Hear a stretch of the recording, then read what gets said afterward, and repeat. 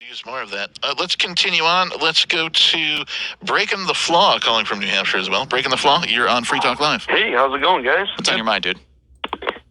Well, I would go back to the election fraud. Okay. You guys are talking about that. And I'll go all the way back to my first act of activism, which was when they had the recount in New Hampshire. And yeah, election fraud is, it is a big joke that we're voting to decide, who's going to rule over us, right? Or Right. who you want to rule over your neighbor. But I went to go witness that, and I noticed that they were stacking votes. Right, and I said something, and they still didn't do anything. When you say that, what do you mean stacking votes? Yeah, what did you notice specifically? Can you describe it in more detail? Okay, so I went there to witness the counters, and when they went through the ballots, they were all like handwritten, like Xerox copied, like who you're voting for type thing, and people just like check off the box. I saw at the end of each stack from like these boxes that they were going through, at the end were all John McCain stacks, like as in like I saw, it would be enough for him to win that town, right? And I had a friend that followed all the votes being put into, the state vehicles and all over the state. He drove all over the state to witnesses, and they were all sealed. And they went into the building, the Secretary of State building, and then when they came out from the back room, all the boxes were unsealed. They weren't open in public, right? But I'm just showing you guys, it doesn't matter who you vote for. They're just going to rig it no matter what. Yeah. Right? Yeah, well, right, and it wouldn't have mattered if it was John McCain who won. It wouldn't have mattered because John McCain would have still continued to bomb people in the Middle East, and John McCain would have still continued to make the government bigger, and John McCain is an evil person just like Barack Obama. Well, Dennis Kucinich was challenging it, right? He spent like $2 million to recount. What a waste of money. Wow. I mean, it'd been a little bit better than a warmonger John McCain, but... would it have? Wasn't John McCain up against Barack Obama? Yes, but all the votes. Oh no! This is the primary. We're talking about the primary. Okay. And I think it was January 10th of 2008 when Dennis Kucinich requested to pay for a recount. Kucinich wanted to recount the Republican primary. It's the entire primary. I guess they. They voted both for Democrat and Republican in that primary. Yeah. Well, seems like a huge waste. You could have voted Democrat or Republican in that primary, right? In the Republican primary. Look depends. It up. There were Democrats and Republicans in the Republican primary on the votes. Yeah, it doesn't really matter to me. I mean, I'm not going to spend any time looking it up because it's just nothing more than political trivia. Because ultimately, it doesn't matter who wins. Yeah, the state itself is what makes the people corrupt. I say this time and time again to folks, and it doesn't seem to get through. So I'll try saying it one more time. And this isn't directed specifically towards you, Breaking the Flaw, just to our listeners in general and people, that it is the organization itself that turns you evil. You cannot be a morally decent person. You cannot be a philosophically decent person if you are employed by the government. And that's elected, that's if you're a police officer, that's if you're doing some sort of, paper pushing for the Parks Department or whatever. It's just impossible because you now work for an organization that is based on corruption. By taxation. It is based on corruption in everything that it does. So it can never be a moral organization. It can never be a principled organization. It can never be a philosophically sound organization because it in of itself is an involuntary organization. You have no choice. I got a question. This was like my personal wake-up call. I was still kind of a statist. No offense, Ron Paul, but I was a delegate for him. Sure. Right? And I was kind of like hoping that there was some light at the end of the tunnel for government, I guess. But then, that day when I went to the recount was when I met my first Free Stater, which made me change everything, really. Wow, that's amazing. Well, I mean, I'm glad to hear that happened for you. I've got a question for you. We encountered each other over the weekend at the supposed protest that ended up being much smaller than I think a lot of people expected it to be on Sunday. There was some discussion of it on the show last night, but all three of the people who were on the show weren't there, so they really didn't know what they were saying. But I was there, and you were there. Would you mind staying on with us? Because something happened to you. Do you have time? Yeah. Okay, great. I'm going to put you on hold. Something happened to Joa from Breaking the Flaw at this thing. I'll tell you what it was. We'll find out more about that coming up.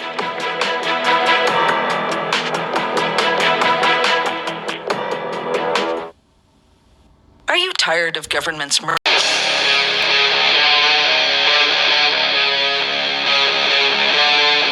Free Talk Live.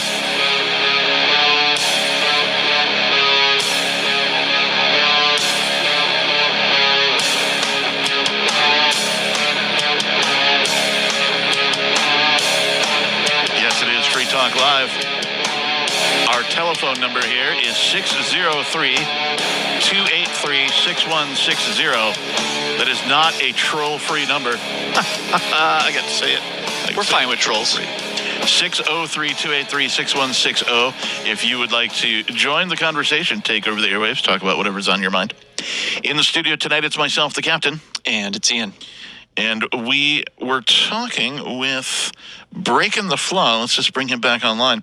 And good. And Ian, you were with Breaking the Flaw at a bit of a demonstration, if you will, some sort of a protest. Yeah, it was yesterday, actually on Sunday at noon at all the state capitals across the country. There was supposed to be an armed protest with the Boogaloo Boys, which is a group of people who are, let's say, prepared in case something happens where they need to use defensive violence in order to protect their families and neighbors and friends from government attack. Right? And they generally wear Hawaiian shirts. Yes, and so the event did happen. And now it was very small. There were only 5 Boogaloo Boys, or at least identifiable ones, that came out, wearing Hawaiian shirts and carrying big igloo flags, and they had rifles slung on the front of their bodies. Pistols, right? Yeah, well, one of them said his was a pistol. I don't think that I don't know if that would have qualified all the other ones as a pistol, but so there was, it was a really interesting event. We were out there. I was there. Our co-host, nobody was there. Vincent was there, former Free Talk Live co-host. We were there on time, and we were the only ones there. We were actually sitting there for a while talking with the New York Times reporter and the Patch.com reporters. So, because we'd all showed up at noon, expecting something to be happening. Right. And really all that was happening was multiple state troopers were sort of walking around the property. There's maybe like four to six state troopers on foot, just kind of walking the property. And then there were maybe another 5 or 6 cruisers that probably one was parked at like one corner of the lot, another parked at the other corner. And so they were just kind of sitting there and keeping an eye on things. There was not a huge police response like there was in some places like Austin, Texas, where apparently they totally locked down the Capitol to anybody coming in there, or Boston, where the New York Times reported that there were literally hundreds of police officers that they brought out for this thing. Some state capitals, by the way, those cops had like batons and helmets, and they were ready for a fight. And almost nobody showed up, I guess, at most of these locations. So you came out, Joa, from Breaking the Flaw. It's a YouTube channel that you do a lot of live streaming on. And so every time you come to an event, you always are live streaming constantly. It's the thing that you do, and you do it on Typically YouTube. for safety, right? Yeah, That's the main reason why I do it. But I'm going to start doing more static filming, but I'll tell you why. Well, right. And so what happened to you was you were in the middle of, streaming whatever it was that was going on there, which for the most part, it was these guys from the Boogaloo just answering media questions. And it was actually a really educational kind of encounter where the Boogaloo guys were very well spoken, and they were libertarians. They actually used the term libertarian. They used the non-aggression principle. They talked about that with the mainstream media. They one guy gave him kind of like a rundown on his gun and, how to operate the gun without actually loading it, right? And just kind of running through the paces with the weapon for the media, and they were just fawning all over it and taking all kinds of photos. And it was really entertaining when he showed the magazine, one of the magazines that he had with ammunition in it.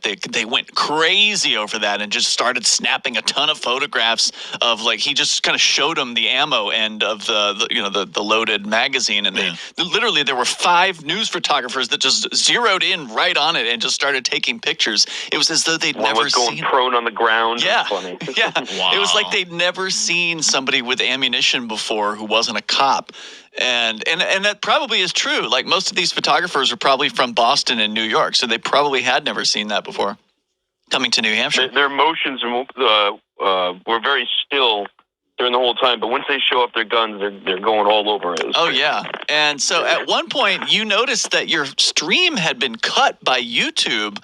And and you thought it was like a fluke because sometimes things happen, technicalities or something, right? But then they cut you again, and they also gave you a strike on your account, which you mentioned you'd never received a strike, and you've done a lot of hours of streaming of some pretty controversial situations with government employees. You do a lot of First Amendment audits. You audit the police, know your rights kind of stuff. What happened yesterday? So I find it kind of ironic, really, because every time I go out, my camera's capturing guns, right? Yeah. And I guess according to the live stream terms and conditions of YouTube, that I am not allowed to basically show off guns, right? Like, wow. So I think because they were displaying them is what I think YouTube struck me for and just pulled my stream. So they didn't say, of course. And that's they didn't give you saying, displaying firearms. That wasn't my intention. But wait, did they actually say that? Did they tell you why they pulled the stream?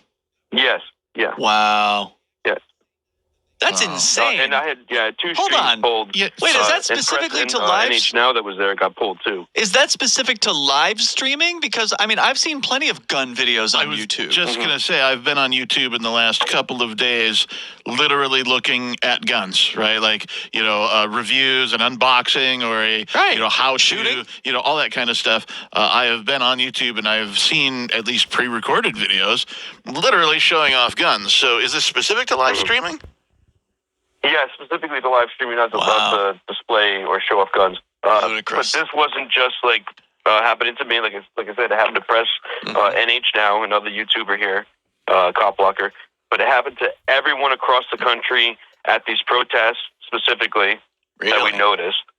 Because it's unusual to go film, but I guess it's supposed to be something new for YouTube. Because they've showed, I've seen News to Share. I don't know if you've ever seen that YouTube channel, but he gets some really good content of when the militias go out there and make speeches. Yeah. And they are fully armed. And it's like, he's never gotten his videos pulled, at least that I know of. But wow. And he's usually live, So now, do you have alternative, sites to stream to in addition to YouTube? It's tough. Streaming is pretty tough, but I'm thinking about going into the Streamlabs so that way I can still have my files afterwards. Because as you know about YouTube, when it's not your content, you're the content creator. Mm-hmm. Right. But once you create it, it's theirs. Right. Right. And you're so not. I've been talking. I talked to some people at the protest that might be doing something. And are you using? Sorry, technical question. Are you using like a YouTube streaming app, or do you use like an independent app that streams to YouTube? Right now, I just use the YouTube app. And here's what I would look into. I mean, without actually going with some sort of decentralized streaming, which we were talking about this off the air, but there are going to be very soon, apparently, some decentralized streaming apps, which I'm very excited about, but I don't think they're quite ready, or at least we don't have enough experience with them to talk about it yet. They're brand new out there. But in the meantime, is there a phone? Because like I know with like Open Broadcast or vMix, these are desktop streaming applications. I know that with those, I can connect to a YouTube or a Twitch or whatever. I'm not connecting with a branded software. I'm connecting with an independent piece of software that connects to them. So I wonder if there's something like that for a smartphone where you can take a YouTube stream key and just start streaming to YouTube. Although I think YouTube actually stopped making it so you could just use a stream key, didn't they? I think that's why we actually stopped using YouTube. Yeah. So I use like StreamYards for like chatting online on YouTube, and I just just sign in through their website on StreamYard. But also Streamlabs is another way to do it, where you can you have a streaming link that connects to your accounts on different platforms. So, but those are still not good because all these streaming sites are not that great. They're just as bad as YouTube when it comes to terms of conditions. Oh yeah. Yeah, I mean, that's the thing. There was somebody else who was saying there was a new thing, a new streaming company. I forget what I think it started with the letter T. I don't remember what it was called, but they look like DLive basically with a different coat of paint on them. And the whole idea was, oh well, DLive's gotten bad. They banned people, so now we need to jump over here. And anyway, people check. It's just going from centralized platform to centralized platform. Your days are always going to be numbered, and you're always going to be hopping from one to the next. Check out Joe's channel. It's called Breaking the Flaw on YouTube while you still can. Yeah, indeed. Thanks for the call He tonight. does good work. 603-283